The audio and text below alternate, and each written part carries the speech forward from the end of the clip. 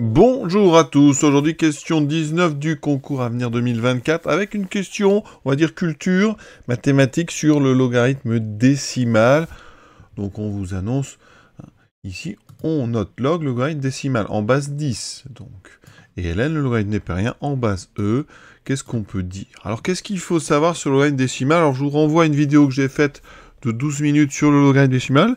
C'est vraiment important de savoir un petit peu ce que c'est, parce que vous allez vous en servir beaucoup si vous faites de la physique. Et c'est assez simple, finalement, une fois qu'on sait alors la définition du logarithme décimal. Alors, on le note ici, log comme ceci. Donc, le logarithme décimal, c'est le logarithme népérien divisé par ln de 10. Alors, qu'est-ce que c'est que ce logarithme décimal? Très rapidement, mais vraiment, je vous renvoie à la vidéo, c'est plus intéressant, c'est plus complet. Vous pouvez trouver, donc je pense qu'en cherchant ensemble le logarithme décimal, qu'est-ce que c'est, vous trouverez assez facilement. Je vais mettre le lien.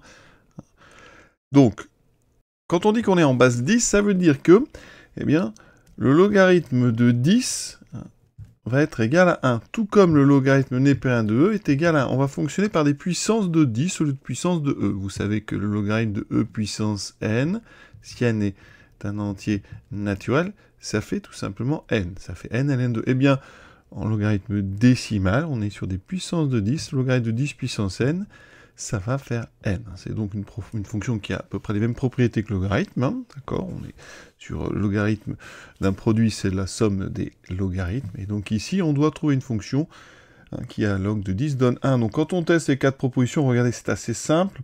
Si je remplace ici, je pose a égale 10 dans les quatre propositions. Pour la b, regardez. La b, ça me donnerait quoi? On a log de 10 qui serait, alors on ne sait pas encore, est-ce que c'est égal à ln de 10 fois ln de 10? Bien pas du tout. Log de 10 est censé faire 1, et ln de 10 fois n de 10, ça ne fait pas 1, donc déjà, on peut éliminer la b. Ensuite, si je remplace dans la a, eh bien, j'ai bien, vous voyez, ln de 10 sur ln de 10, et ça fait bien log de 10, ça fait bien 1, donc le a n'est pas fausse. Donc déjà, comme on sait qu'il n'y a qu'une seule bonne réponse, de toute façon, c'est directement là, ce qui fait que cette question est assez simple. Si on sait juste que log de 10 est égal à 1, pour les physiciens, ça ne pose pas de problème, ça. Ensuite, pour le C, testons la C. Exponentielle de log de 10. Alors ça, on sait que ça vaut... Quand on a E et log de 10, alors ça, les deux ne se composent pas bien. Ce qu'on sait, nous, c'est que E de ln de x, c'est égal à x, pour tout x strictement positif, mais E de log de 10, on n'en sait rien. Si vous voulez, c'est beaucoup plus compliqué que ça. Et donc, on ne sait pas du tout si ça fait 10 à la puissance ln de 10. Là, c'est quelque chose qui n'est pas évident à décider comme ça. Ensuite, log de a, donc ici, ça ferait pour le dernier, ça ferait log de 10. Donc log de 10, on sait que ça fait 1. D'accord?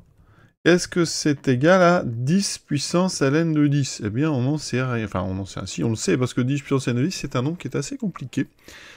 Donc, de toute façon, rien qu'en testant dans la A, on voyait que la A était bonne. Comme il n'y a qu'une seule bonne réponse, c'est donc là une question qui n'est pas forcément très intéressante, parce que pour l'élève qui a déjà vu le logarithme décimal, qui l'a pratiqué un petit peu, c'est évident, et pour les autres, ça peut prendre du temps.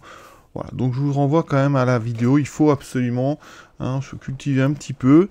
Ceux qui n'ont pas fait de physique, eh bien, vous êtes un peu désavantagés parce que le logarithme décimal sert beaucoup, notamment pour le calcul de pH, dans les piscines, etc., en chimie. Voilà, je vous laisse, je vous souhaite une bonne fin de journée à tous et à bientôt.